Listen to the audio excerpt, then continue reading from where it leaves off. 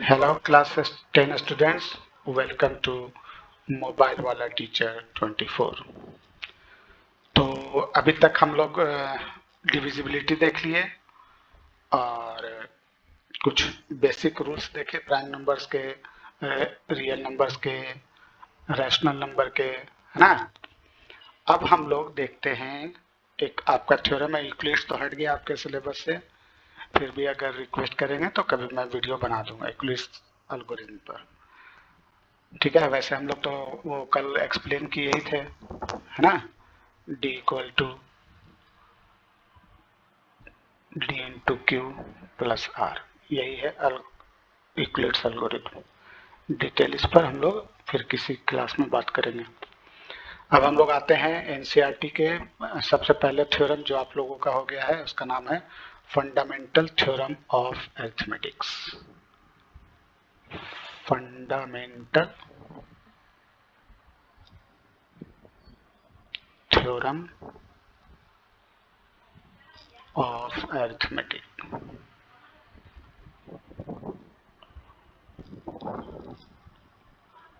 है ना। Arithmetics means जोड़ घटाव गुना भाग। हाँ, ये चार ऑपरेशंस जिसमें हो सके उसको हम लोग बोलते हैं अरिथमेटिकल ऑपरेशन। ठीक है, तो पुराने बुक में ये थ्योरम 1.2 है, नई बुक में थ्योरम 1.1 है। मेरे पास पुरानी बुक है इसलिए हम 1.2 लिख रहे हैं। तो ये हम पीछे भी बता चुके हैं कि किसी भी कंपोजिट नंबर को हम लोग प्रोडक्ट ऑफ प्राइम फैक्टर्स में कन्वर्ट कर सकते हैं। ठीक है, अगर ज़्यादा देखना है तो क्लास 8 का वीडियो आप देख लो, उसमें हम स्टेप बाय स्टेप बेसिक से बताएं।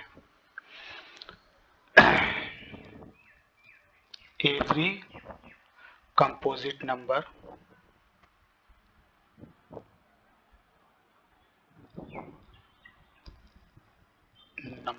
Can be expressed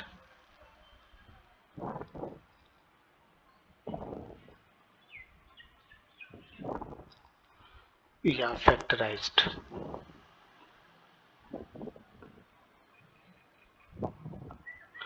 as a product of primes,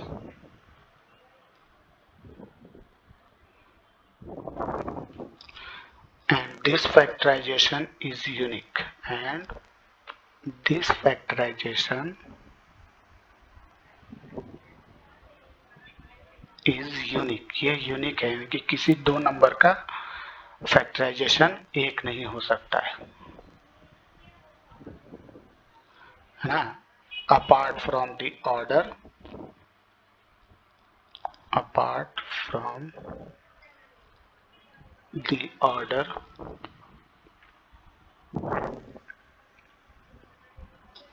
in which the prime factor occurs, the prime factors occur। ठीक है, जैसे हम लोग 6 को देखें, अब 6 को आप 2 इंटू 3 भी लिख सकते हैं या 3 इंटू 6 भी लिख सकते हैं, है ना। ऐसा कोई जरूरी नहीं है कि ऐसे ही लिख सकते हैं। उसी तरीके से 12 है, 12 को हम लोग क्या लिख सकते हैं, 2 इंटू 2 इंटू 3 या 2 इंटू 3 इंटू 2 या फिर 3 इंटू 2 इंटू 2, है ना। ऑर्डर से कोई मतलब नहीं है, ठीक है। और ये हमेशा यूनिक होगा, यानी कि किसी और नंबर का ये प्राइम फैक्टर हमको नहीं मिल सकता है। ठीक है, तो किसी भी कंपोजिट नंबर को अब हम लोग एक्सप्रेस कर सकते हैं, यानी कि अब हमारा हो गया कंपोजिट नंबर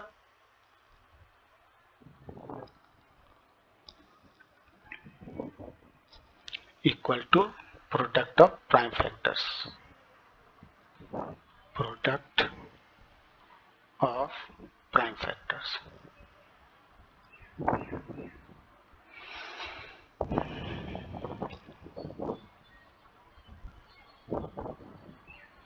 ठीक है। तो कंपोजिट नंबर को हम लोग ऐसे लिख सकते हैं P1, P2, P3, है ना, Pn तक। हम लोग ज्यादा सुटेबल होता है कि इंक्रीजिंग ऑर्डर में अरेंज करें, यानी कि P1 जो है वो हमेशा P2 से छोटा रखो या बराबर रखो, P2 जो है वो P3 से छोटा रखो या बराबर रखो। इस तरीके से हम लोग अरेंज करेंगे, ये ज्यादा सुटेबल है ना, क्योंकि इससे फिर हम लोग स्क्वायर में कन्वर्ट करने में काम आता है। ठीक है।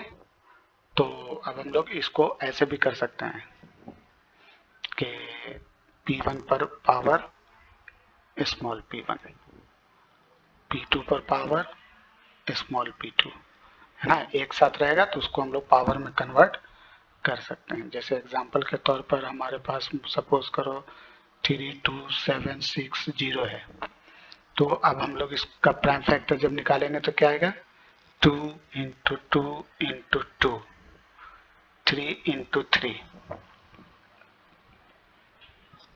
Into 5 into 7 into 13। अब इसको हम लोग शॉर्टकट में क्या लिख सकते हैं, 2 पर पावर 3, क्योंकि 3 पावर है, तीनों को ऐड कर सकते हैं, बेस सेम हो तो पावर ऐड हो जाता है। उसी तरीके से यहाँ 3 है, दोनों का पावर ऐड होगा, तो इसको हम लोग लिख सकते हैं 3 पर पावर 2, इसका कोई जोड़ा नहीं है, पेयर नहीं है, तो इसको 5 पर पावर 1, इसको 7 पर पावर 1, इसको 13 पर पावर 1। इस तरीके से शॉर्ट फॉर्म में हम रिप्रेजेंट कर सकते हैं। ठीक है।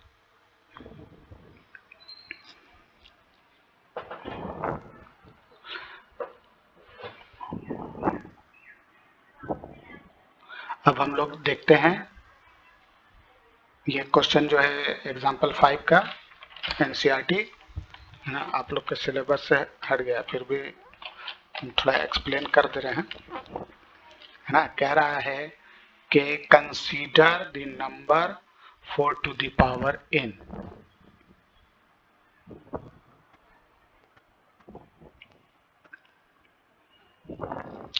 एक नंबर आप 4 to the power n consider करो, है ना, जहां n हमारा नेचुरल नंबर है। नेचुरल नंबर मतलब 1 2 3 4।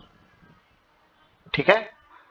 तो आपको ये बताना है कि क्या ये n के किसी वैल्यू के लिए एंड्स विद 0 डिजिट, इसका जब किसी भी मल्टीप्लाई करेंगे तो लास्ट में क्या 0 आएगा, ये बताना है। तो देखो याद रखने के लिए कि 0 आने का मतलब क्या है, कम से कम 10 होना चाहिए, है ना। और 10 का प्राइम फैक्टर क्या होता है, 2 एंड 5, है ना। तो ये लास्ट में 0 तभी आएगा जब उसके अंदर एक फैक्टर 2 मौजूद हो और दूसरा 5। जब तक ये दोनों मौजूद नहीं है ना, सिर्फ 2 मौजूद होने से भी नहीं होगा और सिर्फ 5 प्रेजेंट होने से भी नहीं होगा, है ना। तो अगर इंट्स विद 0 होना है तो दोनों फैक्टर इसके अंदर प्रेजेंट होना चाहिए, 2 भी और 5 भी, है ना। तो अब हम इसको जब फैक्टराइज करते हैं 4 to the power n को, तो हम क्या देख रहे हैं, 2 इंटू 2 पावर n। अब दो फैक्टर तो मिला, लेकिन पावर सेम हो तो बेस हम लोग अलग कर सकते हैं, है ना। तो लेकिन दोनों क्या है, 2 है, एक भी फैक्टर 5 प्रेजेंट नहीं है। तो अब हम लोग इसको आराम से कह सकते हैं कि here it is not divisible by 5, है ना। 5 is not present as a factor, then we can say that it is not in with 0। ठीक है।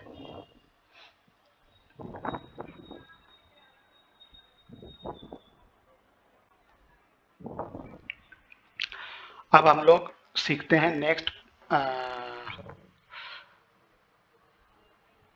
एलसीएम एंड एचसीएफ फाइंड करना थ्रू प्राइम फैक्टराइजेशन मेथड, है ना। फाइंड फाइंड बोल रहे, हाँ वही टॉपिक वही रहेगा। HCF and LCM by prime factorization method.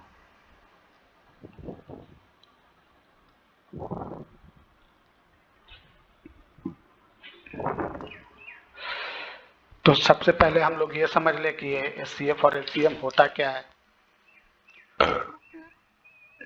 ठीक है, ज्यादा टाइम नहीं लगेगा। तो HCF का मतलब हुआ हाईएस्ट कॉमन फैक्टर। HCF का मतलब क्या हुआ?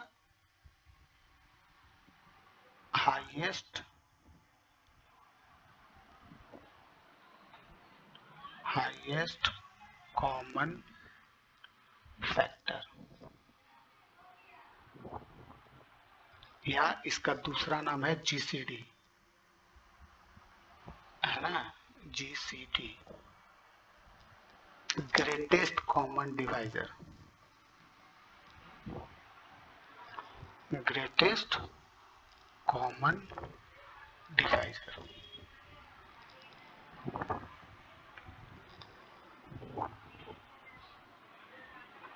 ठीक है, तो 8th क्लास में हम लोग पढ़े थे सक्सेसिव LCM मेथड, है ना। जैसे अगर हमको मान लो कि 2 नंबर दिया है किसी ने, 8 और 12। ठीक है, तो HCF कौन होगा? तो पहले 8 को फैक्टराइज करेंगे, तो हम क्या देख रहे हैं, 2 इंटू 2 इंटू 2। फिर 12 को फैक्टराइज करेंगे प्राइम फैक्टर में, 2 इंटू 2 इंटू 3, है ना। फंडामेंटल थ्योरम का इस्तेमाल करते हुए इंक्रीजिंग ऑर्डर में अरेंज किया। अब हम क्या देख रहे हैं कि ये कॉमन है ना, और ये भी कॉमन है। तो जो दोनों में कॉमन रहेगा उसको हम लोग ले लेंगे। तो हमारा HCF क्या हो जाएगा, 2 इंटू 2। ठीक है, तो ये हो गया 4। इसका मतलब कि दोनों में से कॉमन वो नंबर्स जो दोनों को डिवाइड कर दे, है ना। सबसे बड़ा देखो 2 भी कर सकता है, 2 भी दोनों को डिवाइड कर रहा है, लेकिन जब 2 कर रहा है तो 2 2 जा 4, यानी कि 4 भी कर रहा है। तो हमारा HCF कौन हो जाएगा, 4। इसको हम लोग ऐसे लिखेंगे, HCF of A and B। क्या पढ़ेंगे, HCF of A and B equal to 4। तो अब हम लोग इसके लिए एक रूल लिखते हैं, है ना।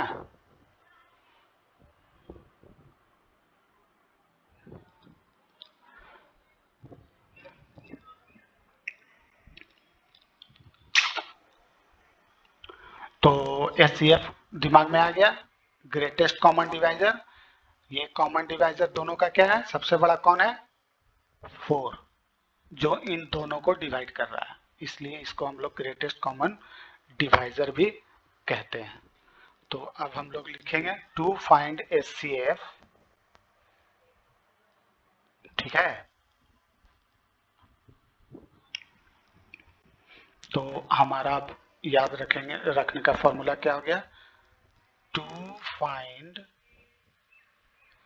HCF, है ना, select those common factor, those common prime factor,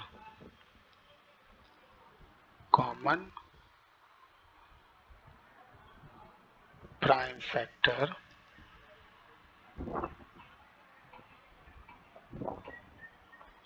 या those हटा दो, select common prime factors with minimum power, with minimum power।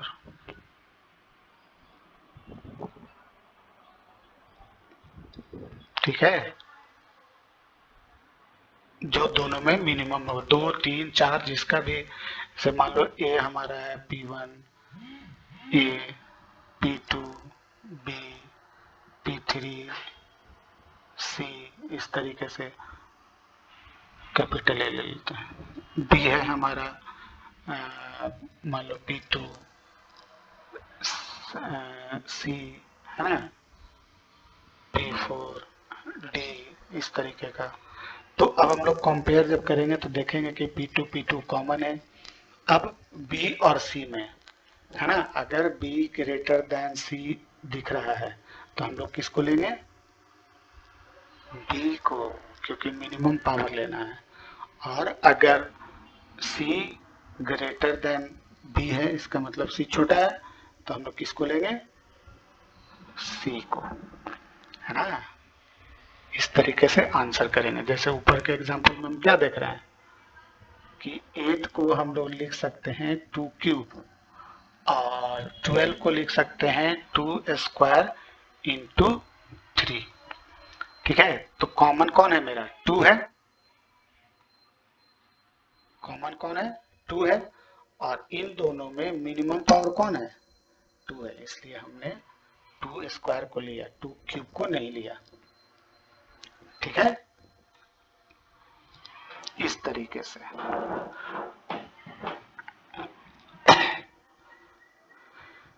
Next, अगर हमको अब सेकंड देखते हैं एलसीएम, उसके बाद फिर सवाल पर आएंगे। ठीक है,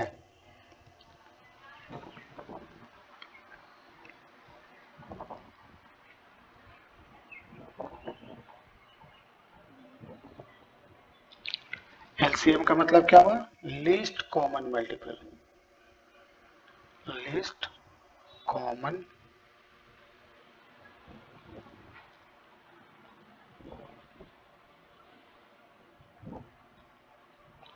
है, यानी कि वैसा नंबर जिसको दिए हुए सारे नंबर्स डिवाइड कर दें, है ना, उसको कहते हैं लिस्ट को। Those lowest number, those lowest numbers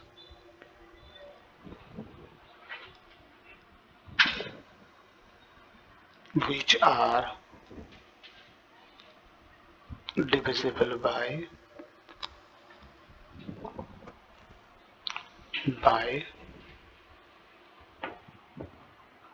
which are divisible by all given numbers, all given numbers। ठीक है, जैसे हम दो नंबर दिए 2 और 3, है ना, तो 2 और 3 किसको डिवाइड करेगा एक साथ, मिनिमम 6 को, उसके बाद 12 को, उसके बाद 18 को, है ना, क्योंकि सब में प्राइम फैक्टर, इस सबका प्राइम एक फैक्टर आता है 2, 1, 3, 1, 2, 1, 3, 1, 2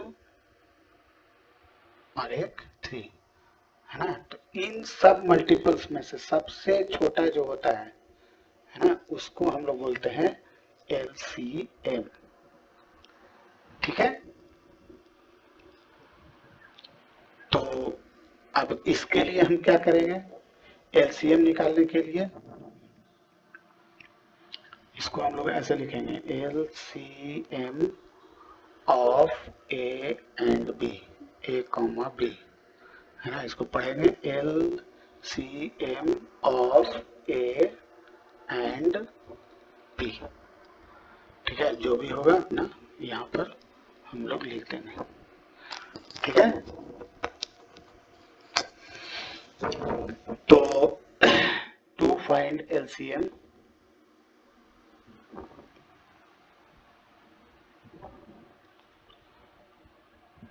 to find LCM, multiply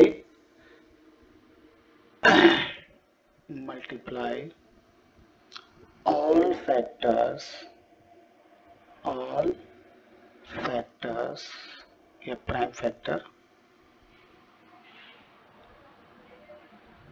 of given numbers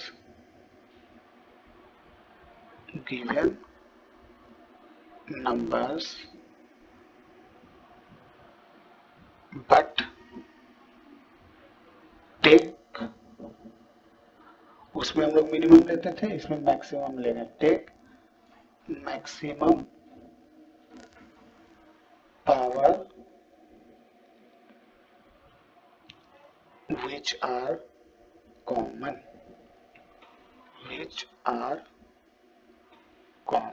जो कॉमन होंगे उसके हम लोग मैक्सिमम पावर्स लेंगे। जैसे सपोज करो कि 6 और 15 का हमको एलसीएम निकालना है। 6 और 15 का हमको अगर एलसीएम निकालना है तो 6 को हम लोग क्या लिखेंगे, 2 into 3, और 15 को क्या लिखेंगे, 3 into 5। तो ये कॉमन दिख रहा है, तो जो कॉमन है उसको भी लेंगे और जो कॉमन नहीं है उसको भी लेंगे। 2, 3, 5। अब दोनों पर पावर सेम है तो एक ही बार लेंगे, तो इसका मतलब दोनों एक दूसरे का, इसका एलसीएम कौन हो गया, 30। ठीक है। उसी तरीके से अगर हम लोग लेते हैं 6 और 20, 6 and 20, तो 6 का हमारा क्या हो जाएगा, 2 into 3, और 20 का क्या हो जाएगा, 2 into 2 into 5 होगा। इसको हम लोग लिख सकते हैं 2 square into 5 2। अब जो कॉमन रहेगा वो भी, जो कॉमन नहीं है वो भी, तो एलसीएम कितना हो जाएगा, 6, 20। अब कॉमन जो है उसका मैक्सिमम पावर, तो मैक्सिमम ये है ना, यहाँ तो 1 है, जहाँ पे कुछ नहीं है वहां पर 1 पावर समझेंगे। ठीक है, तो ये हो गया 2, फिर 3, फिर इंटू 5 हो गया 60। ठीक है। अब यहाँ पर जैसे हम लोग 7, 8 क्लास में सक्सेसिव डिवीजन मेथड यूज करते थे, है ना, इस तरीके का प्राइम फैक्टर निकालने के लिए। ठीक है, 2, 3 जा, फिर 3, 1 जा, इस तरीके से, है ना। 10 क्लास में हम लोग ट्री रूल यूज करेंगे। कौन सा रूल, ट्री रूल।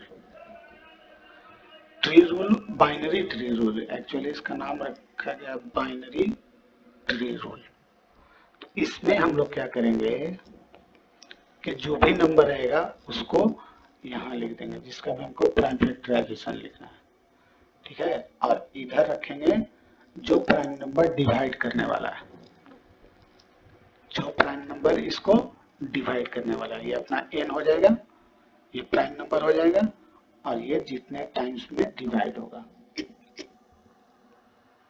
ठीक है, यानी कि n equal to p into A. हाँ, अगर हमको p निकालना है तो n को a से डिवाइड कर दो, अगर हमको a निकालना है तो n को p से डिवाइड कर दो। ठीक है, ये बहुत पूछता है बोर्ड में, इधर का दे देगा, बोलेगा ये, तो याद रखना है कि इन दोनों का प्रोडक्ट ये होता है। इससे इसको अगर हम डिवाइड करेंगे तो हमको a मिलेगा, अगर इसको इससे डिवाइड करेंगे, है ना, तो हमको p मिलेगा। ठीक है, और ये दोनों को जब मल्टीप्लाई करेंगे तो हमको n मिलेगा। ठीक है, तो अब ट्री रूल का इस्तेमाल, इधर हमेशा हम लोग प्राइम नंबर लेंगे, और प्राइम नंबर कहाँ से स्टार्ट करना है, फर्स्ट 2 से ही, जब तक 2 से नहीं कटे तब 3 पर जाएंगे, 3 से जब नहीं कटेगा तब 5 जाएंगे, फिर 7 जाएंगे, फिर 11 जाएंगे, फिर 13 जाएंगे। इस तरीके से ही हम लोग आगे बढ़ेंगे, है ना, 17, 19, 23, इस तरीके से। ठीक है, नहीं अगर जाओगे तो फिर फंस जाओगे, और क्वेश्चन घुमा के दे देगा और बस एक टंग गड्ढे में फंस जाएगा। तो गड्ढा में फंसेगा तो फिर दिमाग उड़ जाएगा। जैसे पहला क्वेश्चन है आपका, find the LCM and HCF of 96 and 404। ठीक है, तो पहले हम लोग ट्री बनाते हैं 96 का। 2 से स्टार्ट करेंगे, है ना। 4 2 जा 8, 8 2 जा 16। फिर इसको 2 से स्टार्ट करेंगे क्योंकि इवन नंबर है तो 2 से होगा डिवाइड, 24। फिर इवन नंबर है, फिर 2 से होगा डिवाइड, 12। फिर इवन नंबर है, 2 से होगा डिवाइड, 6।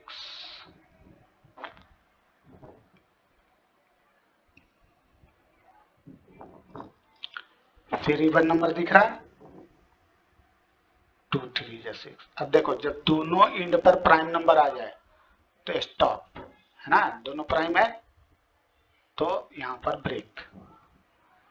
अब 404 का करते हैं। सबसे पहले 2 से डिवाइड करेंगे,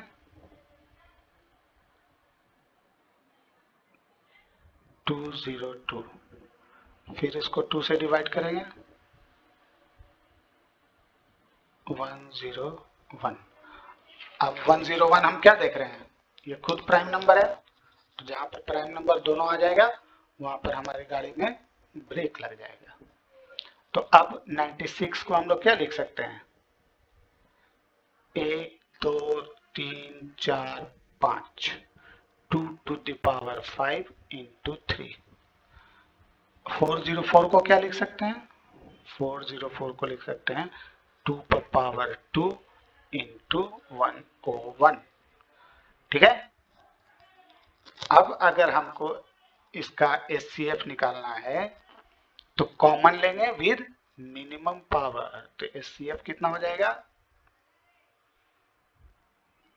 96 एंड 404 का कॉमन कौन है दोनों में, 2 है, 2 लिखेंगे और पावर मिनिमम लेंगे 5, और 2 में मिनिमम कौन है, 2। तो ये हो गया हमारा 4 एचसीएफ। और अगर एलसीएम निकालना है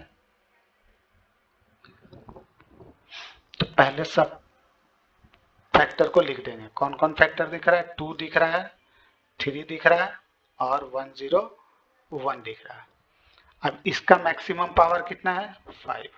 3 का तो 1 ही है और इसका भी 1 ही है। अब सबको मल्टीप्लाई कर दो, जो आएगा वो आंसर हो जाएगा। कितना हो जाएगा, निकाल लेना।